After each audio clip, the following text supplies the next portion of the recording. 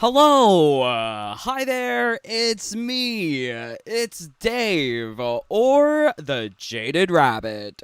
God bless you, my friends. Thank you kindly for joining along for a special live stream. Yes, we're coming to you much later than usual. I've been pretty busy today, so was otherwise occupied. But I find my days are spent usually not playing Mortal Kombat 1. And I struggle sometimes to see what people are enjoying in this game, what people are saying about this game, and I stumbled across this true underlane video. Well, let's see if we can find it. He's like, everyone hates the game. I don't know. Does everyone hate the game? Maybe they do. But I would say that definitely normal people, like people who aren't gamers or people who are just casually gamers, they are not liking Chaos Reigns DLC, which makes me think, like, what presented within that Chaos Reigns commercial did people not like?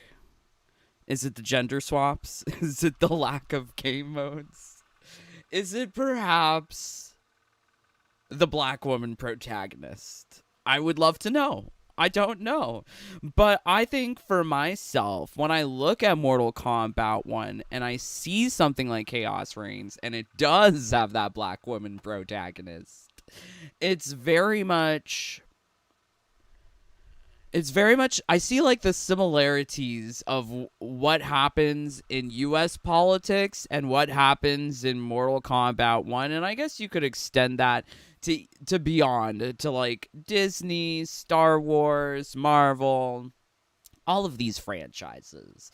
They're all wanting to have more diversity, forced inclusion. So they're going to do that with the much beloved characters by gender transitioning them into females. Oh, yes, ma'am. Why not?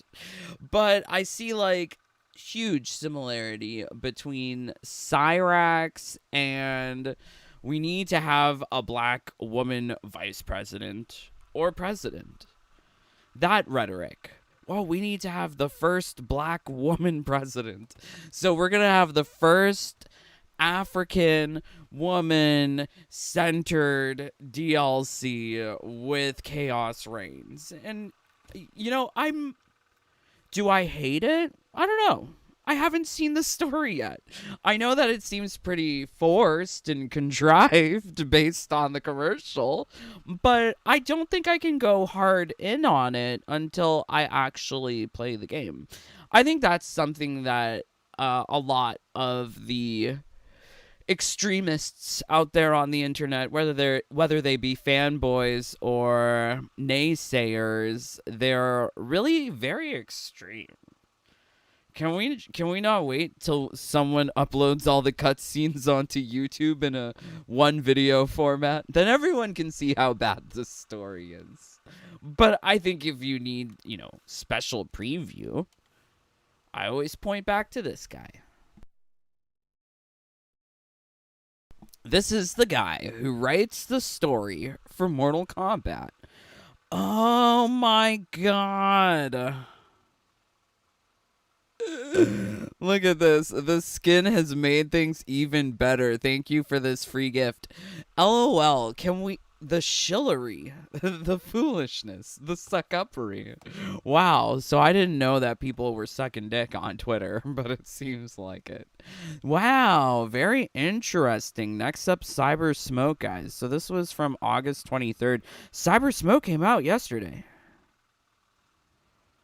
Wow, and he tagged all of the devs.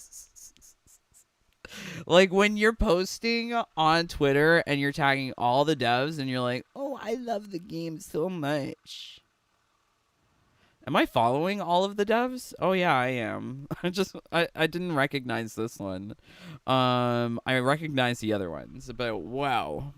So these skins are so ugly. There have been a number of free skins given away in Mortal Kombat. Go grab yours. So what about... Wait, what?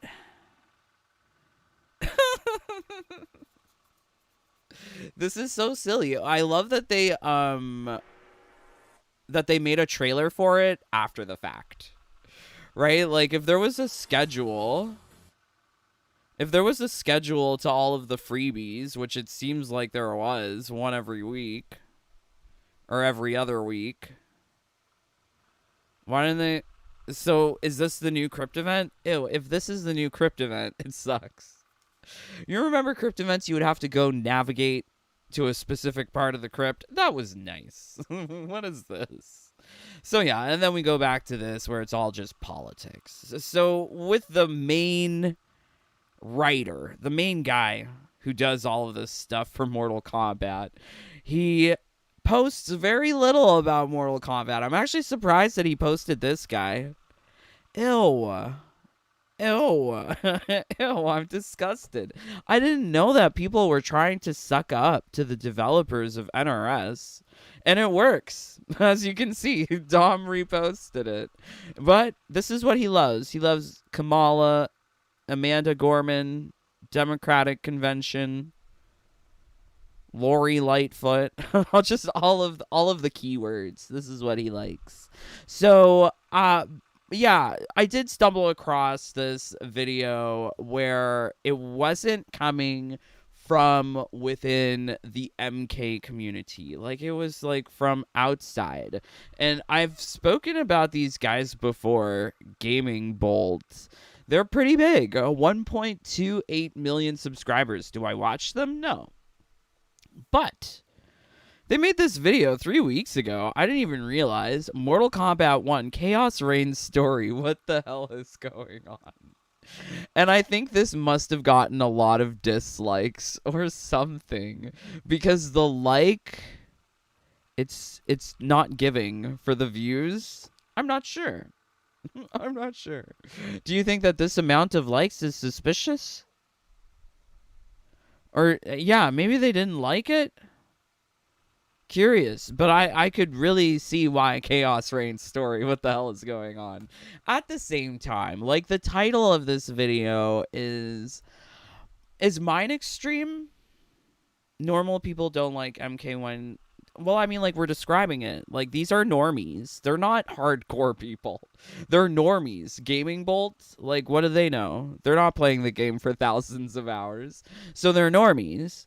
So normies don't like the Khaos Reigns DLC. That's it. Yeah, I think mine's more true to form compared to this one. What the hell is going on? We can't adequately answer this question until we have the product in our hand. But does it really matter? Does any of this really matter? I think what matters are numbers. I love looking at numbers.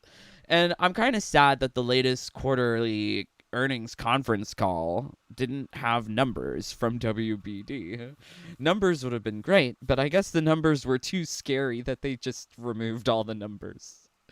Anyways, so we've got here, this is Steam charts. So you can see the Mortal Kombat player base go up and down with finer detail towards the more recent months. Here you can see that there's been an influx of players for... I don't know, Takeda, and then the other one was Homelander. It's not that I don't know, I just couldn't remember the order of which one came most recently. Yeah, Takeda, then Homelander, and then this was around the time of Peacemaker, I think. I'm not sure. But Peacemaker came out around here, and he also came with a free play weekend. And you can see that so many people were playing the game because it was free. But there is always this continuous trend of DLC character drops. Some people come to the game, and then it falls off. And it's looking pretty bad right now. I would say, even compared to last season, Like, numbers are falling below 1,500. You can see it went down to 449 within the last 24 hours. Is that because of server issues? That doesn't seem typical to the curve, but it's interesting. All of these numbers are very fascinating to me. So seeing this, it just makes me feel that, gosh, you know, like they have this Chaos Reigns DLC. It's supposed to be drawing people into the game. It's supposed to make people pre-order and purchase it. And I feel like the people who are going to pre-order and purchase it are more so people who are already bought into the scam, not new people. This is what it feels like. Oh boy. Okay, so before we get into the video, let's see what you guys are saying. Thank you for joining. Hey there, Kara. Johnny, Skull Gamer. Hello, my friends. Thank you kindly for joining along. So yes, I'm quite curious to know what's going on here. Let's see. It was finally revealed its story expansion. Well, let's also make sure you guys can hear.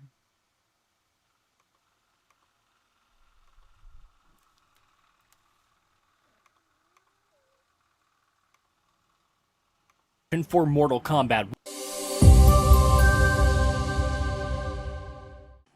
NetherRealm Studios finally revealed its story expansion for Mortal Kombat 1, Chaos Reigns, launching on September 24th. It features Havoc. Indian. That's an Indian name. I remember when I was in kindergarten, there was this guy named Ravi. Aw, he was cute. Like, he had, like... Anyways, whatever, I'll just... Though not the current timeline's version, rallying forces together and taking the fight to Liu Kang. Sector, Cyrax, and Noob Saibot have been revealed, the world is seemingly descending into chaos, and it feels like the forces of light... Why is chaos pink?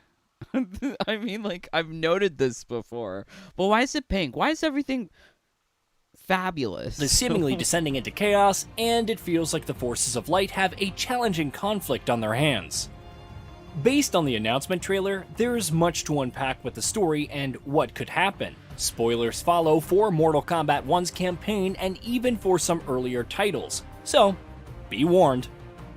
Following the climactic finale with Titan Shang Tsung and Titan Quan Chi, Titan Havoc arrives and surveys the remnants of the battlefield, flanked by alternate versions of Tanya, Quan Chi, and Kenshi. Thirsting for more chaos, he promises the next battle won't end. That's actually Lee Men. That's not... that whoever they're calling Quan Chi, that's Lee Men. So quickly. Like the other Titans, Titan Havoc is a version of the character who defeated Kronika in Mortal Kombat 11 and claimed the Hourglass for himself. It's unknown... What? Wait, what? Holy shit, I didn't even think about it like that. What do they mean he killed Kronika? Oh my god, Kronika dying was the worst thing that could have happened. If it meant that there could be endless possibilities of multiverses. The multiverse idea is the worst idea that they've ever stolen from Marvel. Give it back, leave it alone. DC as well. What he's been up to since then, but the trailer indicates that he has other forces. One Shot sees dozens of Havocs in an arena, while the Titan version addresses them, not unlike all the Kangs in the post-credit sequence for Ant-Man and the Wasp Quantumania. Oh my god, so like, I don't know what a Wasp Quantum... I don't know what that is. Perhaps he's been preparing for a moment like this for some... You know what's sad? I've never really seen any of these Marvel movies. I also really don't want to watch any of them. I've seen, like, Endgame. I saw Iron Man. And I think I saw a Thor movie, the one with Natalie Portman. I like Natalie Portman, but I don't know about all these Marvel movies. And this is like, I've read the comic books. Like, I've read most of the X-Men old stuff. I was a Marvel guy. So, like, I never really liked the movies. I felt like the movies never paid enough reference to the books, so I just never liked them. So when everyone was getting into the movies, I just didn't like it, and I could see like, oh, what's that show with Sheldon? The Big Bang Theory. I used to see like these nerds trying to sell like these phonies, fakes, trying to sell nerd culture as something cool and profitable. And that was also the time of when these Marvel movies were just gaining lots of popularity. And I've never been one to be mainstream. If it's popular, let me go the other direction. So, yeah, I never got into the movies. And I'm glad I didn't, because it seems like they're crap now. Time and sought other like-minded individuals, namely himself, to assist. There's a tease that Liu Kang must put faith in his enemies to save the new era. This would imply another team-up with his timeline's Shang Tsung, and the theme is somewhat fitting. Liu Kang represents life, while Shang Tsung is all about death. The only real threat to the natural cycle is chaos, which Havoc represents. I'm so sorry. What the fuck is he talking about? What is this natural cycle of chaos, life, and death? What are they? I didn't get any of that. Wait, did I miss that? I don't understand.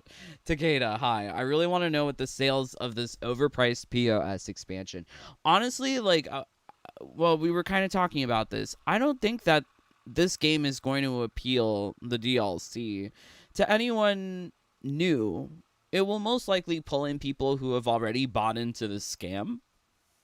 But I don't think that new people are going to join this scam when mainstream gaming outlet Gaming Bolt is describing it as what the hell is going on. LOL. Of course, maybe it isn't all that straightforward. It's also possible that Liu Kang teams up with the Titan version of... It looks like they're gonna kiss. This looks like the beginning of some sort of gay porn. What's going on here? Ooh. longtime enemies like Shao Kahn, maybe even Goro. It also wouldn't be all that odd if the one lone heroic version of Havoc, who could be selected in the final battle of Mortal Kombat 1, throws his lot. So this guy's just making up like BS story. I don't really care for his speculation. In with the forces of light to stop his Titan counterpart. Of course, one has to ask, is Titan Havoc really that much of a threat? Sure, he and his forces are causing widespread bloodshed and chaos, but Liu Kang's team managed to defeat not one but two Titans. The wild card in this equation could be the 6 stones embedded in Titan Havoc's. I mean, like, I thought that was just some abstract representation of the pride flag. It's like LGBT. That's what I thought it was. But, like, see, this is where me not watching Marvel movies, I don't understand what's going on. What's it called? Infinity Stone? Infinite Gauntlet or whatever. Thanos, yes. What isn't that kind of like rainbow LGBT inspired? Yes. So, I mean, like, there's many rip-offs that you're seeing, even from the commercial to this other Marvel rainbow adjacent powers. It's lame. It really is so lame. I could see why the normies are already kind of like not liking it, especially if they feel like they've experienced it with something that they have already enjoyed with Marvel Endgame, whatever. Chest. What they actually are is unknown, but they resemble the Kamidogu. Introduced. That doesn't look like the Kamidogu. This looks like people just like jizzed on them in different colors. This looks like little different jewels. These are pretty. This is pretty, that was not. And this is like, what, on PS2? Mortal Kombat Deception. These 6 relics embody the essence of each realm. Yeah, like this is way more prettier and defined. Like, how is the PS2 offering more defined graphics than the PS5? Yeah, everything looks splotchy. Ew. But they resemble the Kamidogu. Introduced in Mortal Kombat Deception, these 6 relics embody the essence of each realm and provide immense power. They were also the catalyst for resurrecting Onaga. I hate that everyone just keeps on talking about Onaga, because that was one of the big rumors prior to the game releasing, that this game was going to be Onaga's return, based on a fanfic. That was the #1 Google search result for Mortal Kombat 12. Oh, the misinformation. There's always misinformation out there. So people are still throwing it back to Onaga. I don't really care. What are they going to do? Make him gender diverse or something? I don't want it. Outworld's Dragon King, an all-around terrifying threat. Shinnok's amulet was the key to fusing them into the Kamidogu, though they're canonically destroyed by Shujinko before that could happen, resulting in Onaga's defeat. There is a secret ending where the latter does obtain the Kamidogu. The result? The creation of the One Realm, where all the various realms are combined into one. It also marked Onaga's transformation into the being, but had its essence separated into the Kamidogu.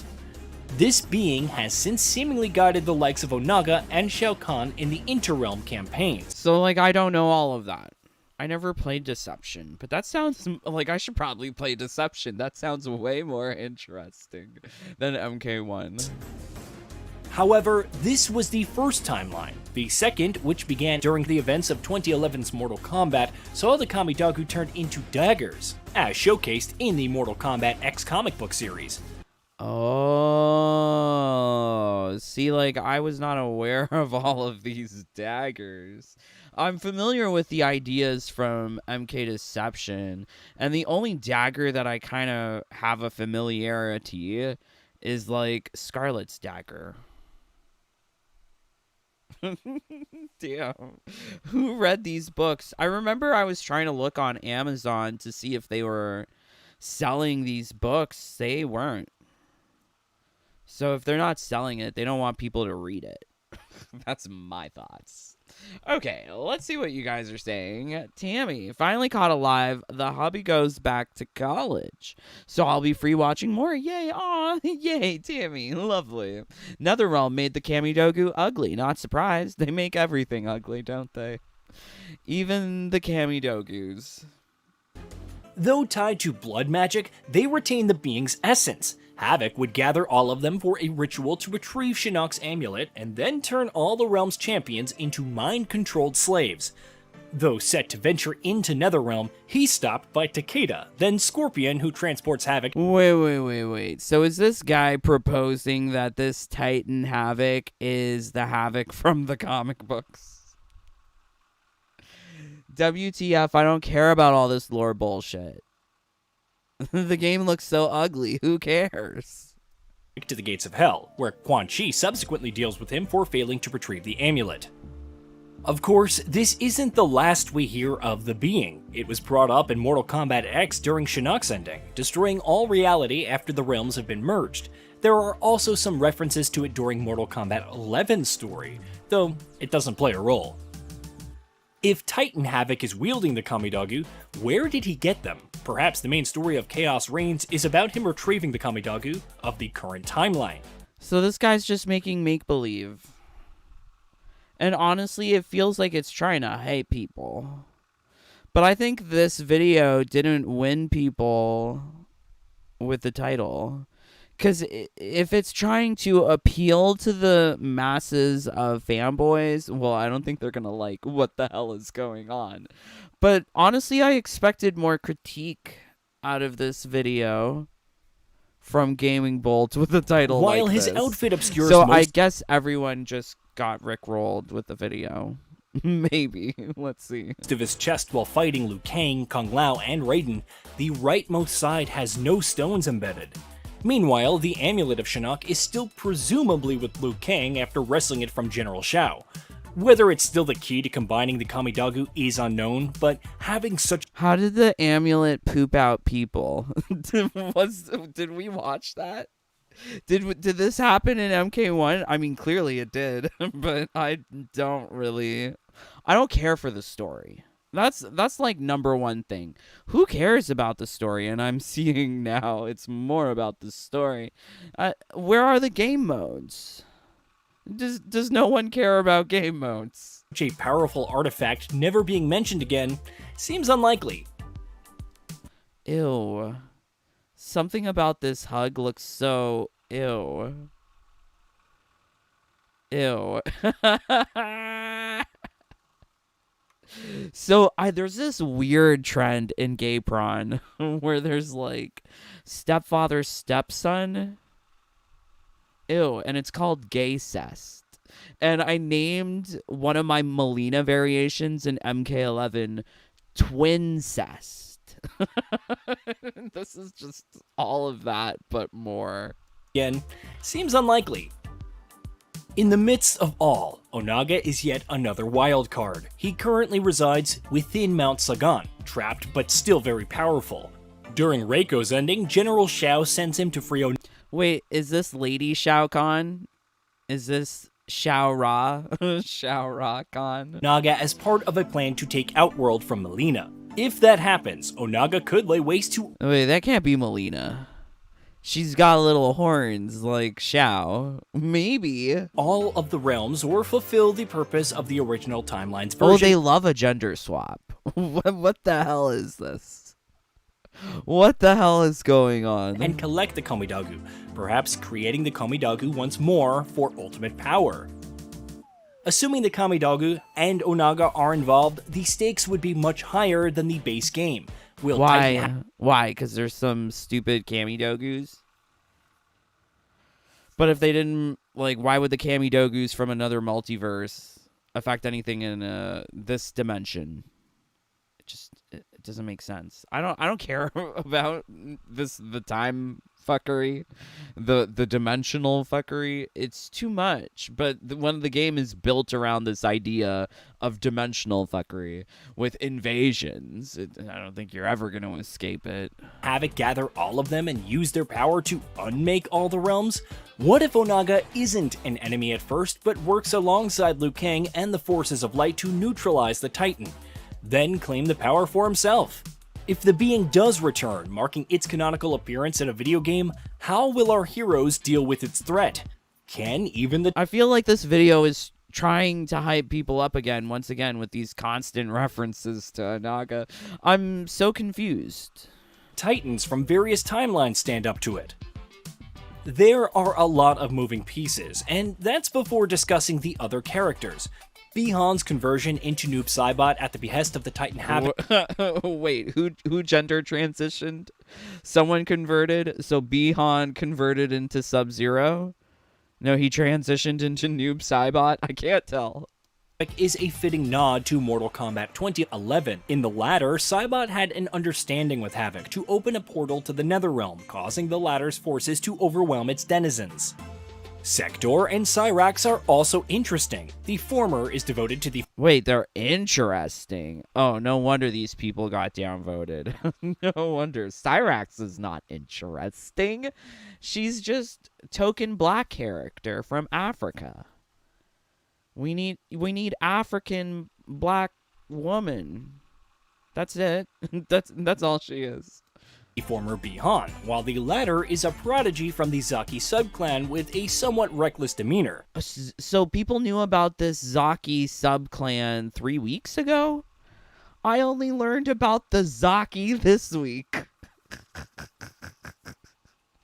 I didn't even know the word Zaki until this week.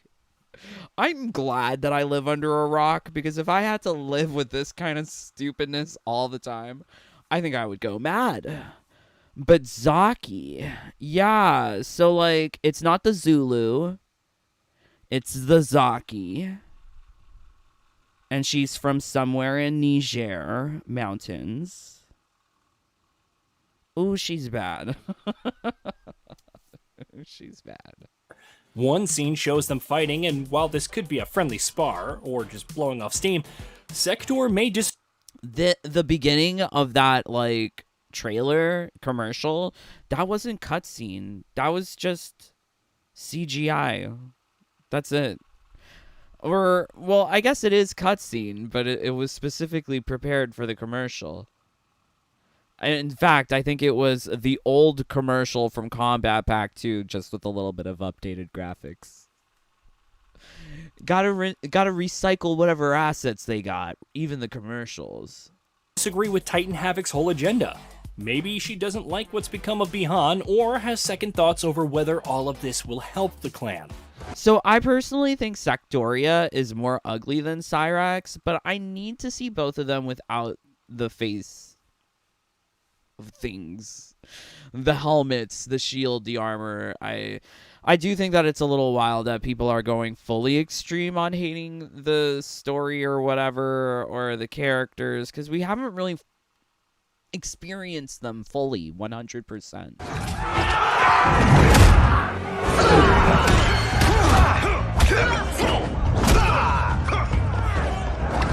Ew, it's Liu Gang.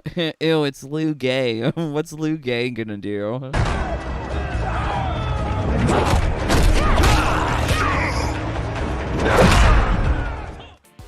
Onaga. Oh, he's just having a cardio workout or something, just running upstairs. The Komidagu, this may all seem far-fetched or even beyond the scale of your average expansion, but let's not forget how the base game story ended. A war among multiple timelines and titans, that too when it seemed this reboot would slowly move away from MK11 shenanigans. No one saw it coming. There's also the fact that NetherRealm Studios has to raise the stakes. Where the story goes from there is, as always, anyone's guess. Hey. I think this is a pretty interesting analysis of the story. For my part, I thought it was going to come off as more negative, given the title. And I think if you read the comments, you'll see that more and more of the comments are, negative skewing. Take it from Marvel, don't do multiverse stuff. Man, I hate multiverse storylines. But I think the video is supposed to be hyping people, because you are also getting this group of people who are, I'm so hyped for this story, Havoc is my favorite. But I do feel that normies overall are going to take a look at this and feel like it is just copying from Marvel with those references to the Infinity Thanos Gauntlet Stones. The same kind of bullshit appearing on Havoc's chest. It's kind of sad that the references are so blatant. And people are just eating up this lazy kind of storytelling. But now I'm curious, because what's his face? True Underlame wrote here, everyone hates the game. I'm not sure. Is he talking about Feet? Feet would hate the game. Either die. Okay, so let's hear this. Now I'm curious. What did True Underlame say? We're gonna play this back quick. Actually, no. We'll do it normal.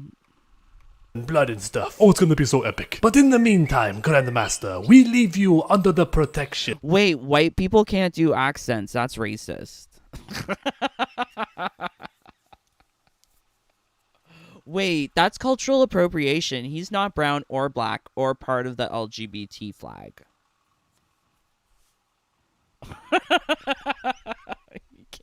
He can't do accents. Cancelled. Of our apprentices, Nexus and the Cortex. Hi. Hello. They are trained in our ninja ways. So their gameplay will be similar, but also original. Yes, and in no way are they going to replace us in the series or anything dumb like that. That is an oddly specific description, but thank you for informing me. And perhaps players will grow to love them, like with Frost and Cassie. And also Terra, everyone's favorite. I don't get it. I guess he's making some sort of joke. Game has never been higher, and honestly, it's only gonna get worse from here. And that's because the worst possible thing has finally happened. The commentary channels on YouTube have found out about Cyrax and Sector. Okay, so they're giving us commentary channels? Oh my god.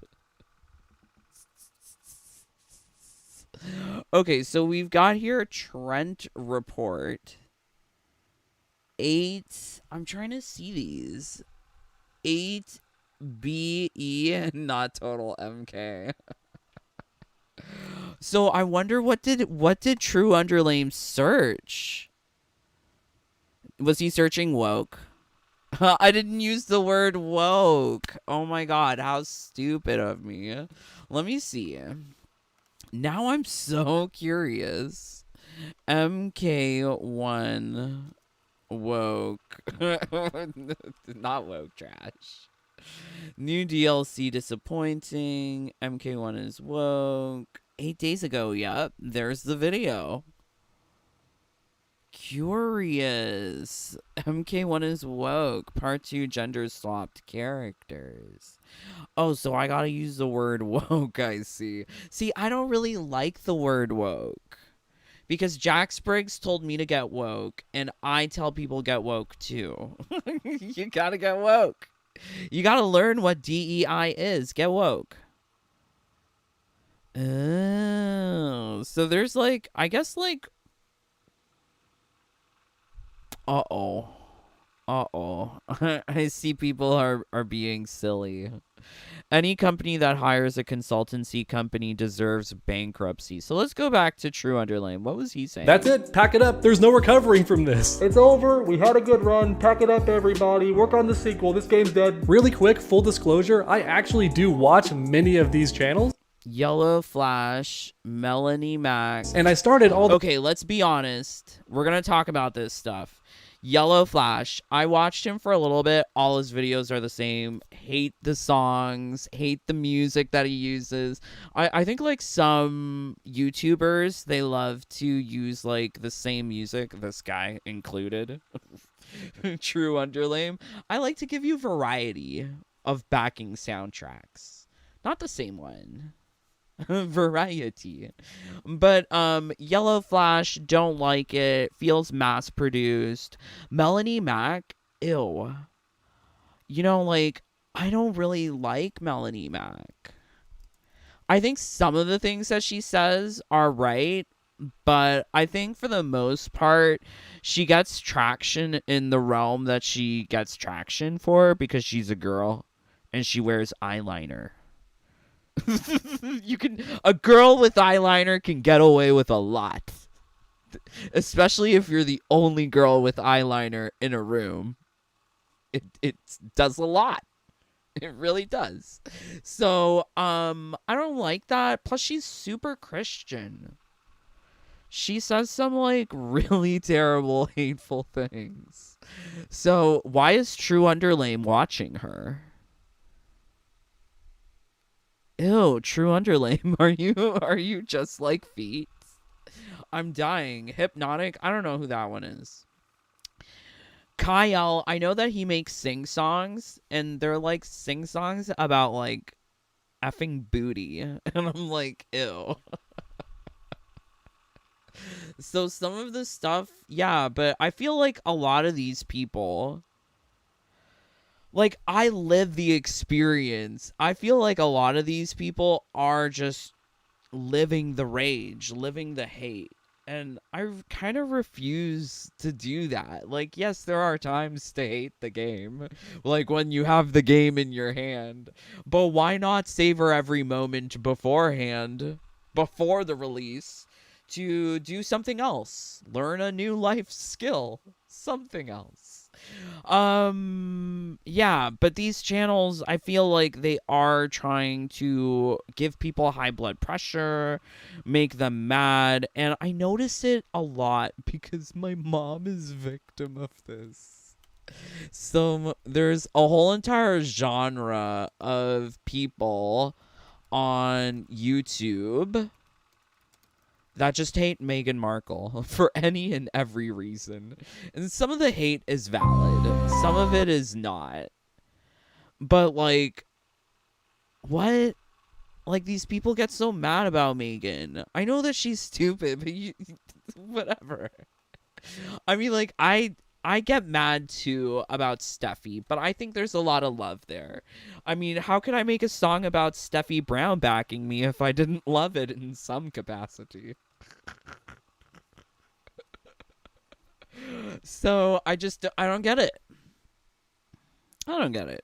I don't get it. So let's go back to Underlame. I'm surprised he watches Melanie Mac. Disgusting. The way back during Comicsgate, which was a very valid movement because I was watching all of my favorite superheroes either die or be forced into early retirement just to be replaced by new characters who were the same except a different race or a different sex, and that's it. And it happened to everybody. Whoa. Whoa, True Underlame is talking about gender diverse issues. Whoa. Many of you watching might already know this because you're nerds like me, but in case you don't, literally every Avenger and other popular Marvel and DC character at some point got replaced by a character that was deemed more diverse. And Oh my god, he's talking about gender and racial diversity. Whoa, I didn't expect that. True Underlame, you're gonna lose your viewers. You're gonna piss off the black trans people. most people have no issue with new characters, but the issue is the main characters got replaced. That's Kamala Harris. She got replaced by African Kamala Harris. always been the issue, and the same thing is happening in Mortal Kombat 1. These are not new characters that work under Cyrax or Sector. These are not their apprentices. No, this is Cyrax and Sector's replacement. That's the issue. You took characters that people already liked, and then you replaced them, essentially. Because yeah, there's still Cyrax and Sector in name, but many other factors have been changed about them that the fans never asked for. I mean, I don't know. Has there ever been like a good replacement of a character where the mantle is passed down from a white person to a black person? Yeah, sure, like the American presidency. It went from like that Bush guy to Obama. So yeah, like I guess like mantles can be passed on, no problem.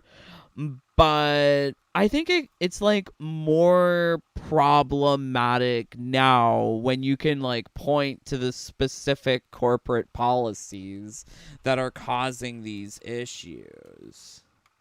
I just wish like True Underlame would like be a little bit more direct about it, because it's the companies that are doing this.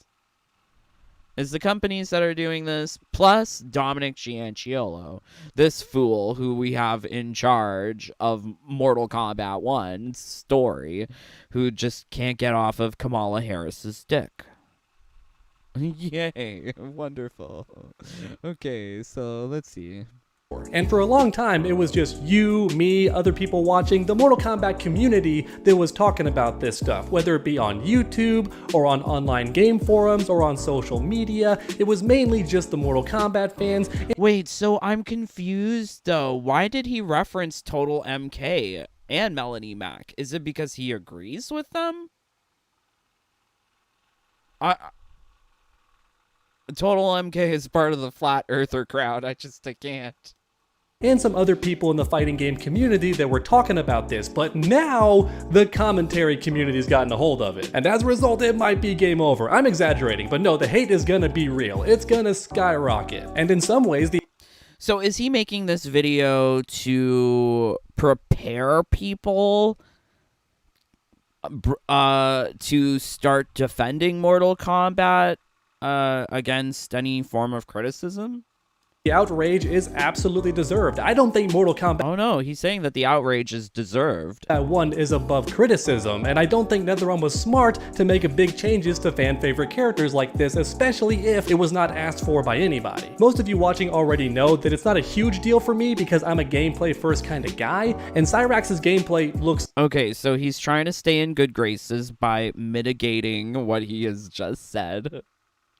But I am surprised that he's saying that outrage is deserved and he's referencing all of these woke videos. incredible, like But why doesn't he say the word woke then, if that's what he thinks? better than ever, and I bet for Sector it's going to be the same thing. So because I care more about gameplay, it's not a huge deal to me. However, I can still understand why this was a really bad decision by NetherRealm, like a really dumb decision. You could have easily made 2 brand new characters that were also cyborgs and nobody would have cared, so why'd you replace Cyrax and Sector? Now you've brought down the wrath of the comment. But what do you mean? Like, why does he ask questions that everyone knows the answer to? Look at Dominic Cianciolo's Twitter. I was going to call it a YouTube, but his Twitter just indicates what he believes in. This is why the story is like so. If Joe Biden needed to have a black woman vice president running mate, and the DNC needed to have Kamala Harris plus old white guy to appeal to rural audiences from Minnesota. Who else came from Minnesota? No, I was going to say like Peggy. Do you know Peggy Bundy? Peggy Wanker? She was from Wanker County in Wisconsin. But I think it was Rose Nyland who came from St. Olaf in Minnesota. Someone please educate me. Is St. Olaf in Minnesota? But yeah, this is I mean, like, True Underlame, do your research. Channels, and they're saying DEI and Sweet Baby Inc. this and that, and it's all terrible, man. Because I debunked the Sweet Baby allegations many months ago. Wait. What's he saying now about Sweet Baby? Everyone loves to talk about stupid Sweet Baby Inc. Sweet Baby Inc., I challenge you, if you're one of the idiots who keep on saying Sweet Baby Inc. is a thing, first of all, stop watching Feet. Feet is a flat earther. Second off, please find in the credits where Kim Belair or that other guy, David something, are credited with having worked on the game. It's not to be found. But people are just so effing stupid that they'll believe any sort of misinformation. So I can sort of understand where True Underlame is coming from, because I really hate misinformation. Really dumb decision. You could have easily made 2 brand new characters that were also cyborgs and nobody would have cared, so why'd you replace Cyrax and Sector? Now you've brought down the wrath of the commentary channels and they're saying DEI and Sweet Baby Inc. this and that, and it's all terrible, man. But it is DEI. It is DEI. DEI is like, this is... See, like, I see where True Underlame is having issues, too, with his understanding. Because he doesn't understand DEI. This is a corporate initiative. You don't need to worry about whether or not it's real, because it is. It's one of their global priorities from Warner Brothers Discovery. But you can't put that in the same breath as Sweet Baby Inc. delusions. And I can see why people are talking about Sweet Baby Inc., but it's not at all related to Mortal Kombat. But DEI is. That's what Dominic Cianciolo is pursuing. Because I debunked the Sweet Baby allegations many months ago, it turns out that company did not work on Mortal Kombat 1, at least according to every credible source I could find. If you go on Sweet Baby Inc. Detected, Mortal Kombat 1 is not a game listed there, and if you go on DEI Detected, the game is not listed there either. So from what I can tell, NetherRealm did not work with any of these consulting diversity inclusion. DEI Detected is like a soft, curated list. Whereas Sweet Baby Inc. Detected is more of a based on the credits. But DEI Detected is based on feelings, and anyone's feelings can be different from someone else's. So that's silly. I don't know. I don't trust that second company metric he's using. Is to change Cyrax and... Just because a game is not on DEI Detected Steam Curator does not mean it does not have DEI, is what I'm trying to say. Let's look at it, because I've never seen this one. I've seen the Sweet Baby Inc. one. Haven't seen the DEI one. And I wonder what is the criteria.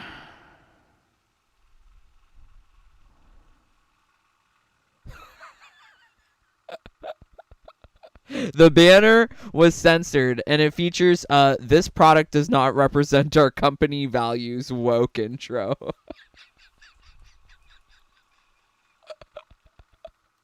Gameplay seems unchanged. Okay, sure. Turns out Sweet Baby Inc. was involved. Sweet Baby Inc. was involved. Sweet Baby Inc. was involved.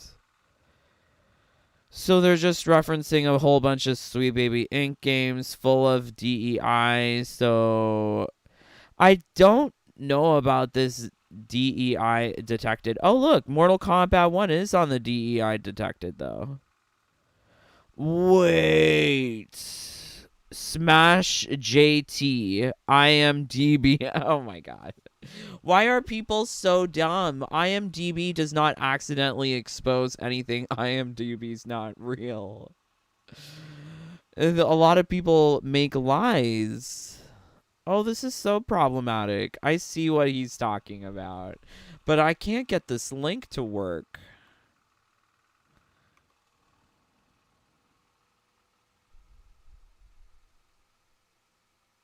When is the date on this? July 9th.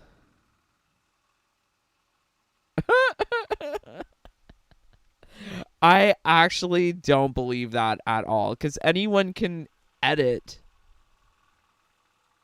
Anyone can edit Sweet Baby Inc. into an IMDb page.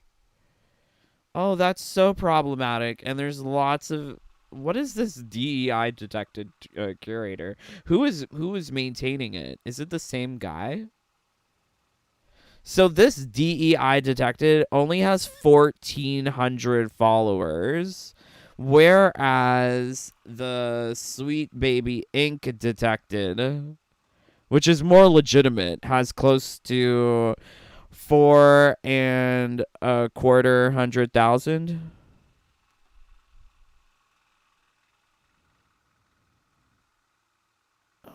Ooh. Yeah, it seems like the discourse here has sort of degenerated. It sucks, because if there was like a fully impartial curator that detects these things, that would be useful. But yeah, True Underlame using DEI detected as a way to show or not show that MK1 is not affected or is affected is a joke. Sector. All the data I could find says nothing about Sweet Baby Inc. or any other DEI consulting firm. But with that said, if any new information comes up that debunks my debunk, then I'm completely okay with that. I'm okay with the data. Because once again, I don't like the decision to change characters in this one. How much data do you think True Underlame encounters on like a monthly basis? How much data? Way when the fans don't ask for it. So in many ways, I agree with these commentary channels, except when they say Mortal Kombat 1 worked with Sweet Baby Inc. I can't. So he agrees with everything Total MK is saying, except for the Sweet Baby Inc. part. I think I'm over it. Find any data that supports that, so to me, that's just spreading rumors. And I double checked before making this video, even on the DEI web. See, like for me, I think like some of the motivations for some of these people talking about race or whatever are coming from inward values of thinking that World War II didn't happen, or thinking that the N-word is not a racial slur. That's what those people also believe. So I don't think that I would ever want to be caught dead agreeing with that Australian crazy crew. Crazy Cuckoo Clan. The Crazy Cuckoo Clan. 3Ks. Damn those people from Australia. I don't know. And he's agreeing with them?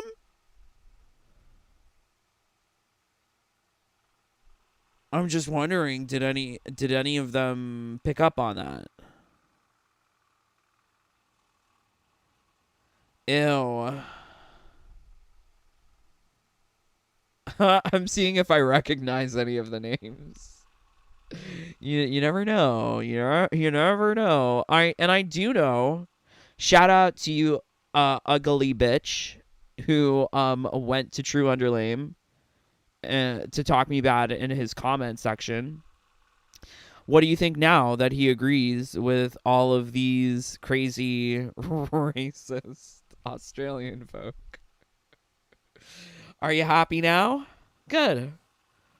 See, like, when when some of those people say that all white people are racist, I don't believe that all white people are racist, but maybe you are if you are saying that. Like, what do you really think? That's so weird.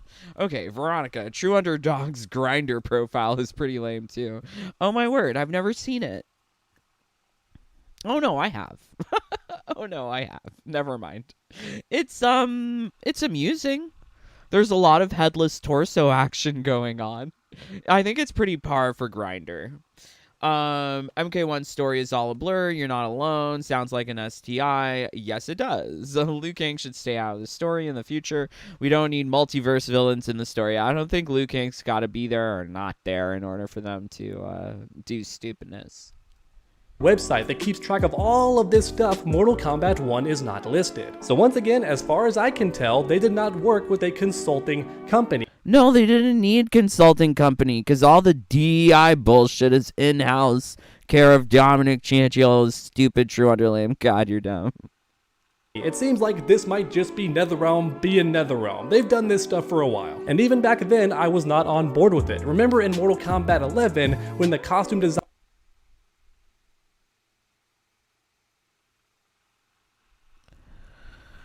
Where is this coming? Oh, this is the Playboy article.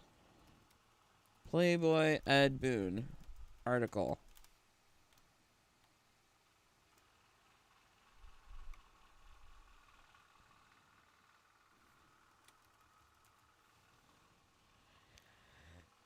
Maybe. I think it looks different. Yeah, this quote looks different compared to the one he's got here. You're not going to wear a bikini to a fight. You're not going to wear a bikini to a fight, he explained. Ed Boon has been saying this for a while. I know he said it to Playboy, out of all places. Why would he tell Playboy, we don't need bikinis to fight? And because of technology, we can display our characters with more detail. So we put them in all sorts of ugly clothes. Like, the reasoning here is so insane. So insane. And I, True Underlame is actually saying some things that I agree with, but at the same time, he's agreeing with the stupid Australians. I can't. Designer said, the lady costumes of past games, they're just not realistic, so we're not gonna put them in. I made 2 whole videos talking about how dumb that was as a decision and why it made 0 sense whatsoever. And in fact, the moment I saw this Scarlet costume at the Mortal Kombat 11 event, I was already extremely disappointed. Because even all the way back in Mortal Kombat X, I found it weird that Mileena did not have any kind of costume that referenced Mortal Kombat 9 or even Mortal Kombat 3. The character known for being sexual did not have any sexy costumes. And then on top of that, certain characters were made gay, brand new characters were introduced that were also gay, so Wow, is True Underlame really part of the anti-woke?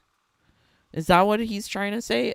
Is this like his first foray into this? NetherRealm's been doing this for a while, long before Sweet Baby Inc. or other consulting firms. And as a result, these changes for Mortal Kombat 1... She's definitely more ugly.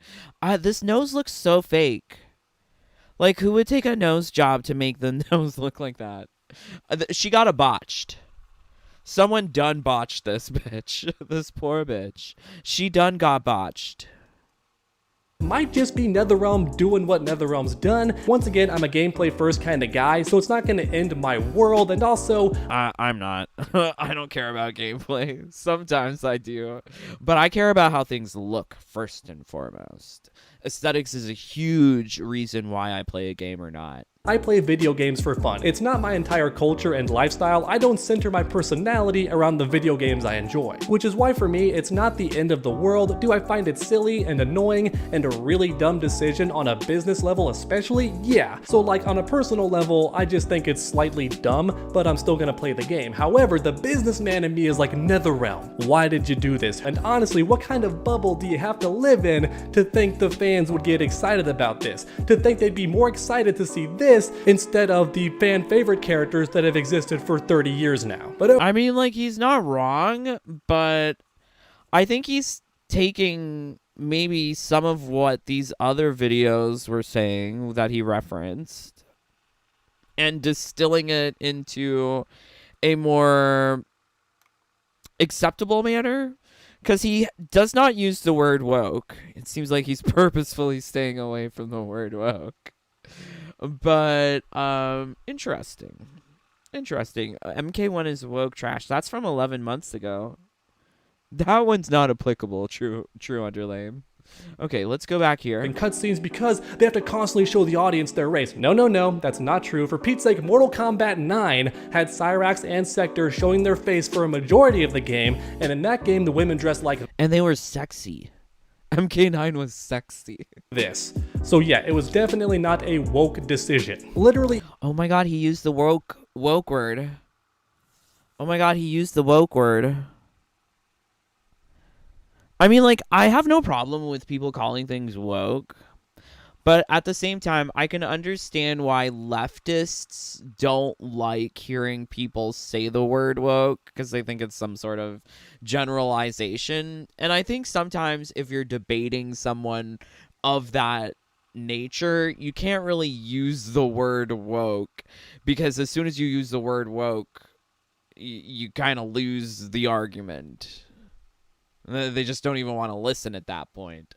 So it's interesting that he's doing this. Very interesting. any Mortal Kombat fan who's done their research or just been a fan for at least a decade or two knows that Sector has always been Chinese and Cyrax has always been African. And no, I don't mean African American, and no, I don't mean Jamaican. No, I mean literally African. That has not changed. For some reason in Mortal Kombat 1, Cyrax is from a different African country, but still African. But my point is, I've seen a couple YouTube channels say, oh, African American, so that's already proof they're not a very big Mortal Kombat fan if they don't know. I'm not a Mortal Kombat fan.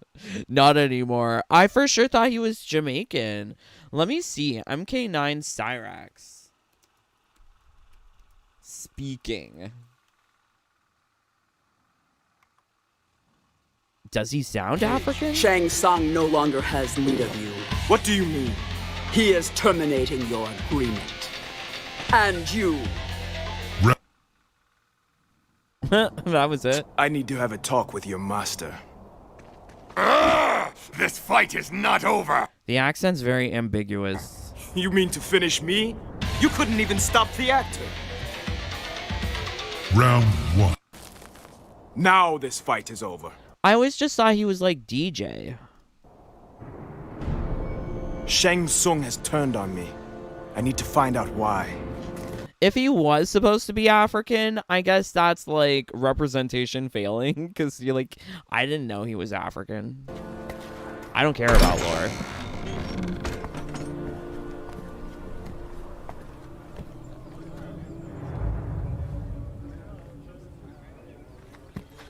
Sector, we need to talk. Our host tried to have me killed. You were speaking with the Thunder God.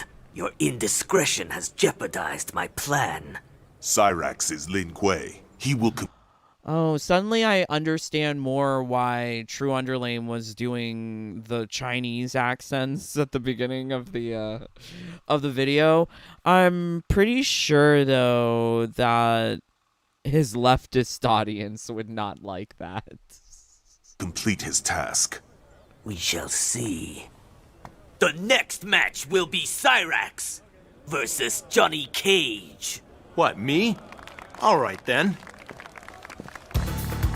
Not everyone gets to rumble with a celebrity. Ready for your beatdown, sunshine? Here it comes! That should shut you up. I see, like, for me, the African accent is not coming strong here. I never thought he was African, and I don't really have experience with the Bass game, so never thought that. Very intriguing. Know that Cyrax is not African American, and So, like, True Underlame is trying to flex on people by saying that, oh, he knows that Cyrax has always been African, blah, blah, blah. Like, I don't know. Is that a flex? never has been. And also showing their face has been a normal thing ever since MK9, which came out over like, what, 12 years ago by now? And then once again, as mentioned earlier, some of these commentary channels say that Mortal Kombat... Okay, and he goes back to this DEI detected. Babes, you don't need to go to DEI detected. Go to wbd.com/DEI. There you will be able to find out all of the DEI that's been worked into Mortal Kombat 1. Not hard. Damn it. but I see that his form of research, I don't know, seeing the research process of other people makes me feel like they don't have the abilities to research. You need to set out some sort of like method, and if the method you're relying on is Steam Curator, that is 2 logarithmic scales of difference, 2 orders of magnitude difference in less significance, in statistical significance, then why would you use it compared to something like Sweet Baby Ink detected? One worked with Sweet Baby Inc., but that's not been proven. WB did, though, on the Sushi Squad game, so I kind of understand where they're coming from, but even so, when you... I don't give an F. I've been saying Suicide Squad. My videos have been getting limited. I don't care. I'm so tired of talking in childish speak for people. It's dumb. Make a YouTube video, you should do a tiny bit of research, I feel, before you actually finalize that video and then post it online for the world to see. And it only takes one Google search, right? You go to Sweet Baby Inc. Detected or DEI Detected and see if Mortal Kombat 1 is listed. No, it's not. Well, okay, there you go. However, don't misunderstand. I still think it is forced diversity to change the sex of Sector and Cyrax for no real reason. The fans didn't want this. But I'm just saying NetherRealm themselves likely made this. It seems like he's unwilling to commit fully to the idea that this is all just done for pandering, all done for DEI, all done for corporate virtue signaling. I wish that he would fully embrace the idea instead of relying on things like Sweet Baby Ink detected or DEI detected. There's better ways of understanding these concepts, True Underlame. Yeah, that's unfortunate. Let's go back here. Decision. There was not a consulting firm involved as of yet. If new data comes up, I'm completely okay with that. I'm not gonna die on this hill. If new data comes out that proves that Sweet Baby Inc. worked on it or some other consulting firm, then I will go, okay. Wow, he's so very little committed to his own thinking. He is so fair weather in his ideology if his ideology can be swayed at any moment, even by a total MK video. That data proves it. Alrighty, as you all know, I love making these videos interactive, so let me know your thoughts in the comment section. Bitch. I don't believe he makes any of these interactive. Down below. How do you feel about this rising hatred for Mortal Kombat 1, and which side do you fall on? Are you like me and you find it annoying, but you're still gonna play the game because... Yeah, okay, so here's the thing. True Underlame, he's a normie. He's definitely a normie, at least more so compared to me. I've played thousands of hours of the stupid game. I don't know how much he's played. He's flexing on people that he knew that Cyrax is African, but it also sounds like he's flexing by saying, I'm not racist. But yet at the same time, he's doing Chinese accents. I don't know if that's allowed anymore for white people. It's all very hilarious. It's just interesting because I would have maybe celebrated this. Ooh, like going back here, this timeline, I would have celebrated this maybe December, January, maybe even February. But him doing this before the DLC sounds like he's jumping onto the bandwagon if there is just like a predominant level of hate for the DLC. I feel like that's when these sorts of bigger YouTube content creators change their tune and change their messaging with the shifting winds of whatever their audience is saying. And even if you go here, you can see where he has commented on people's things. So this person says, my problem isn't the characters, it's the soulless nature of the game. Also the lack of content. Yeah, I would say that's like my number one too. Like lack of game modes. The all of one game mode is not satisfying. I need more game mode. And because, like, I don't even count Seasonal Tower anymore. Because Seasonal Tower, I would just let my turbo go at it for days. Now, it's like, well, I did the 80 levels. I'm not doing more. No, I'm not doing more. So, that's not even a game mode anymore. So, it's just Combat League. Combat League is the game mode. The gameplay in MKXL was okay. Whatever.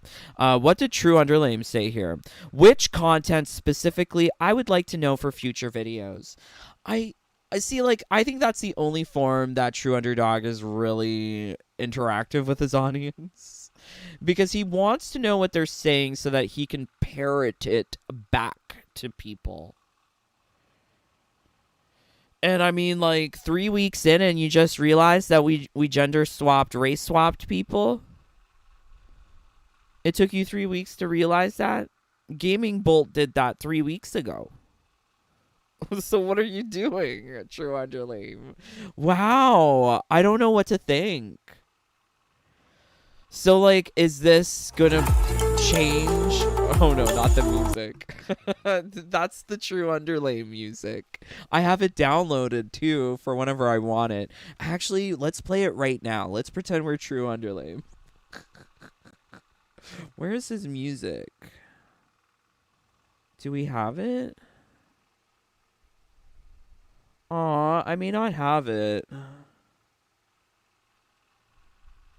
I can't find it. I have all sorts of different things saved. I don't have that.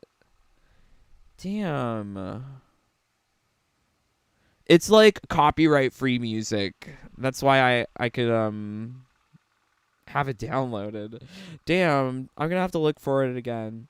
But yeah, his most recent video seems to be like still kind of into the game. Very much into the game, so it would be surprising if he really does do an about face. But I doubt that would happen. I really doubt that would happen. But it's interesting to see this from True Underlame because I didn't expect it. Let's take a quick look at Dynadud.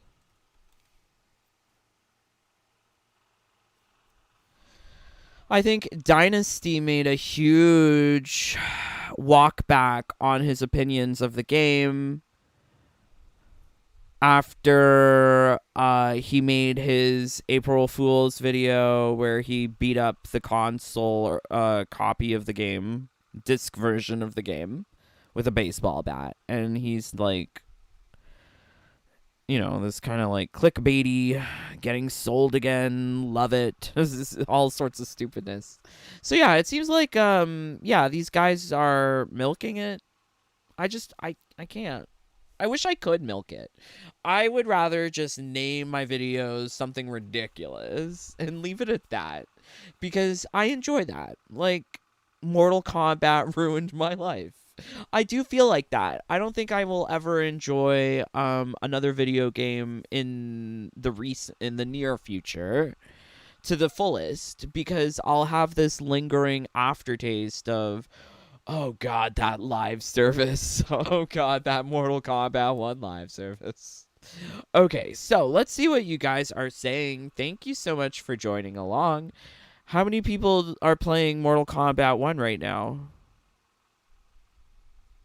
Okay, so let's get 1,400 likes. If you're in the live stream, let's get to 1,400 likes. Let's beat this number. I should also pull up, oh, what's her face? Sector Mortal Kombat 1 face.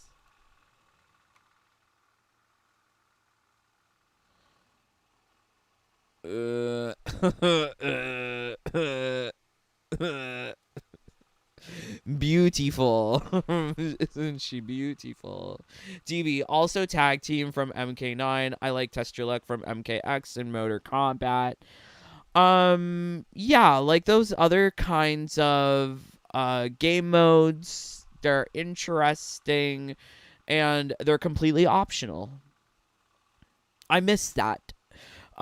They forced us to experience the survives in a mandatory fashion. So as a result, even though they're now optional in this season, they still feel like they're mandatory. Some of them are. I hate them. I hate invasions.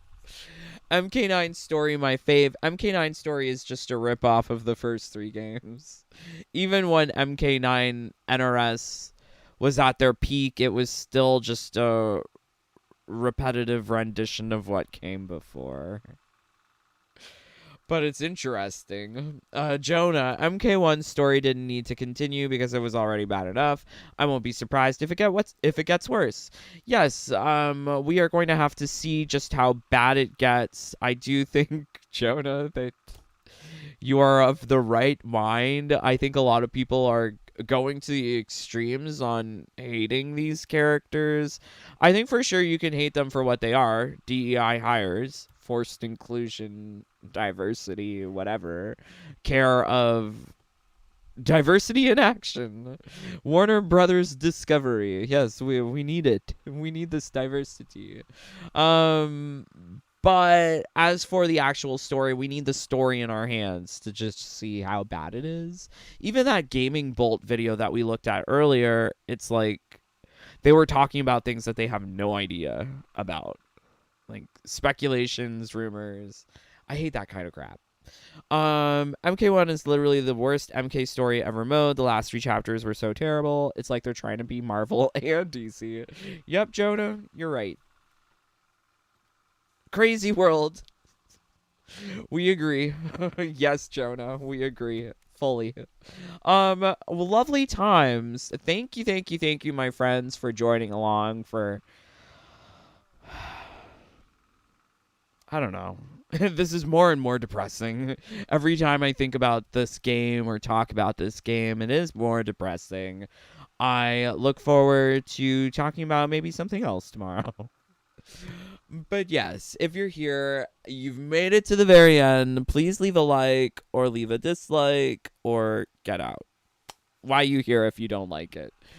But if you really enjoyed it, please consider joining the fam.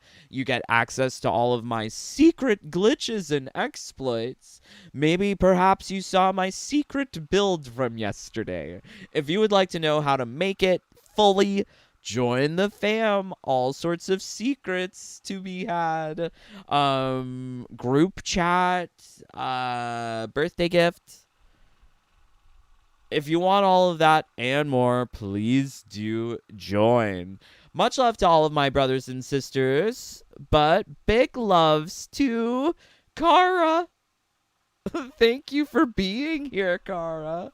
Also, much love to Skull Gamer. Thank you, my friends, for spending some of your day with me. I am praying for all of you to just be having a fabulous evening. But until next time, please stay safe, stay healthy, stay happy. Bye, my friends. Take care. Peace. Love you guys.